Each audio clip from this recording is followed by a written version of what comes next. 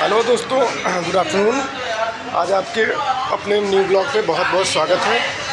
आज देखिए अपनी गाड़ी में देखिए थोड़ा सा सेंट्रल लॉक का काम करवाया जा रहा है और एक आपको बहुत ही पुरानी, बहुत ही अच्छे मॉडल की गाड़ी दिखाते हैं। ये देखिए, ये गाड़ी है, ये देखिए बहुत ही पुरानी है, बहुत ही पुरानी डिज़ाइन की गई है।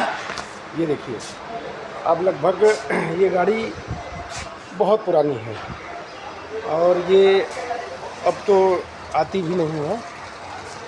ये